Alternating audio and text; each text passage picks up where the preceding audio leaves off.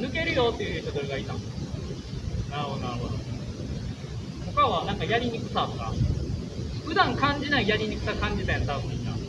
そのやりにくさが結構ピッチングフォームや野手の送球でもこう自分のこう投げ方をよくするヒントで、投げにくいっていうことはちょっと理にかなってない動きをこれまでの、自分たちのこう野球の、ね、練習の中で身につけてしまっていて、で投げ方難しくて、なかなかねうまいこと、教えられたりとか気づいたりとかやっていくのは本当に難しくて、そこからこう気づく中で良くなっていったりして、一つ思ったのはテイクバックみんなむちゃむちゃ力んでます。これな、力入ると動き制限されるね。でこの状態ってどの状態かっていうと、ピッチングのフォームではこの状態、この状態がこうなってるだけって気づいたね。これ全部ピッチングフォームの中のどこかの場所を切り抜いてるだけやねんから。だからつまりこの振り向きスローのここで胸張るっていうのは、体重移動する時のここの胸こう開くよね、胸郭が。ここの動きと一緒なんで、要は今ここで力が入ってしまう選手はこの時に力入ってしまってるんですね。だから力入ると今度リリースする時には抜いてる選手よりも力入らないから。ピッチャーってそうやし、野手の送球もそうなんやけど、脱力っていう瞬間が絶対あって、抜いて入れるのよ。バッティングもさ、テイクバック力抜けって言われるやん。抜いてるとこが入れるやん。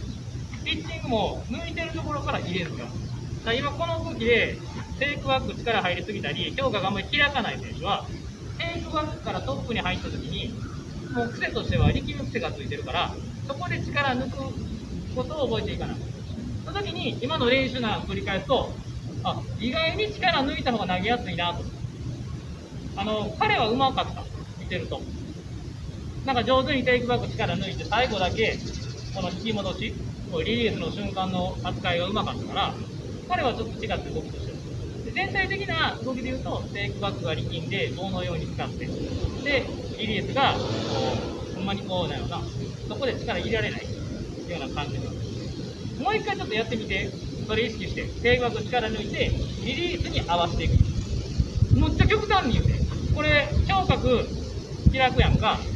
で、硬くて力入るとやらかせなあかんし。で、柔らかいのに力んでしまう人なんかは、もう本当にこの辺、大まかに言ったらむっちゃ適当でいい。もうむちゃむちゃ適当だと揺らしたりとか力抜いて、適当な感じから感覚つかんでるよ。最後だけ合わせる。はい、こんなん見てください。で胸郭開かなあかんよとか、テイクバックのこの辺練習したりね、パーツ練習なんで、ピッチングホームのこの辺の動作を切り抜いて、今それぞれ練習してる感じね。今度はリリースの場所練習する。こうだ、こう来たやんか、足でこう来たやんか、次こうなんやけど、左手のこっち側で投げてほしい。どういうことかって言ったら、リリースって最新スローイング理論では向こう側を変えないっていう言い方をして表現するんだけど、向こう側ってどういうことかって言ったら、踏み込み足の向こう側です。だから左足のこっち側でリリースする意識でボールは投げた方がいい。正確にはここやったりここやったりするんやけど、リリースはここの空間を使うんやでって意識があるのとないのと全然体の向きが変わってくるから。でさっきもさ、気づいてるから。球持ちが悪い、リリースが速いピッチャーが使ってる空間のこっちや。踏み込み足の右側や。このゾーンに使ってる。速いですね。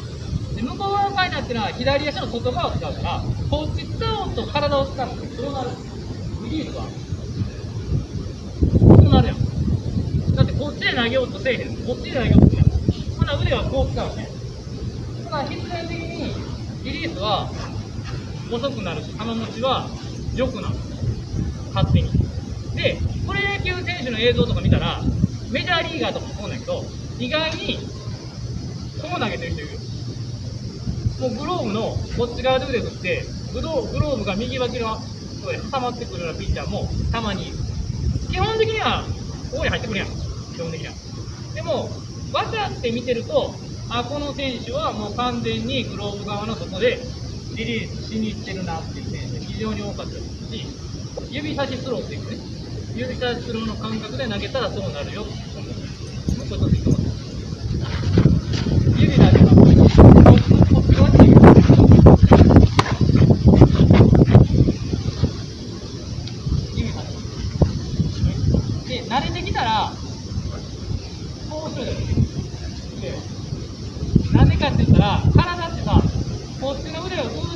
乗ってきたら体って勝手にこう曲がるやん。こっち回したら体ってこう逃げるためにこっち行くやん。そういう構造になってんのよ。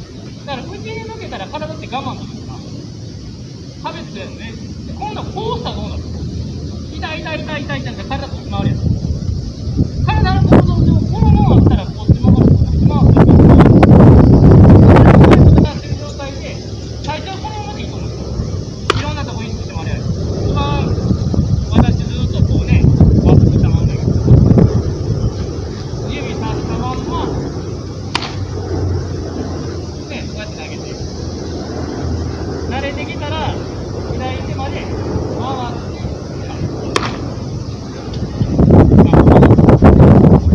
やってみて。左手なんで、はい、どうぞ。いいやつでいくから、この状態からさ、これがいい感じ。あかんやつでいくと、ここから何が違うか。わかりました。はい。そうなんですよ。下半身大事だってやんか。なんで大事かって言ったら、下半身使わないとリリース前にならないんですよ。それはこの練習してたら一目瞭然しちゃう。例えば股関節回さんとこっちで投げようとしてどうなるかってこうなる。僕はあんな感じですよ。でもこんなピッチャーって意外に全然腰回ってるよ。アンダースローだサイドスローだってリリースは前の方がいいですよ。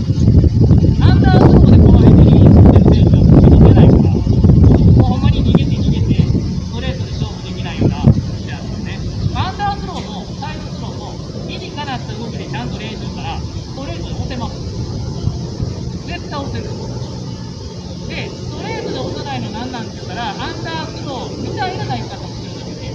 アンダースローもちゃんと勉強したら、リリースは前がいいです。だから、後半身の角度がこれであっても、股関節ちゃんと使った上で、前でリリースしたやつはこっち持ってるね、アンダースローしたい。全部股関節大事で、野手もそうなんですよ。だから今の感情もう一回やってもらえないけど、股関節の入れ替えをもう一回意識してやってみて、もっと左側の空間使える感覚が出てくるんですよ。で、もう一つよ、もうすでにそれができてる人もいるから、できてる人は引っかくことをもうちょい意識してみて。股関節回すとさ、今度こっちのパスがあるやん。その時に押すんじゃなくて、今度こっちに引っ張ってくる。腕相撲の時にさ、みんなどの角度で腕相撲する？今、目の前の人腕相撲を勝負してみて。こうするやんか。ほな、股関節回った場所でこうやんな。で、ここから今度、押し出す方が力出る。この動きからどっちに力使ったらどっちの力、パワー出る。こっちやんな。引いてるんですよ。本来、腕相撲ってむちゃむちゃ力入る状態好きなんですよ。その状態でリリースができたら、もちろんリリース必要になるやん。ほなら、押し出すよりも、さっきのこれでもいいんだけどね、この状態から引っ張ってくることでいいですよ。この辺の筋肉を使いながら、その感覚がこう、引っかくとか引き戻ってくるイメージで投げると、もう余計いいですよ。それもちょっと意識してみて。はい。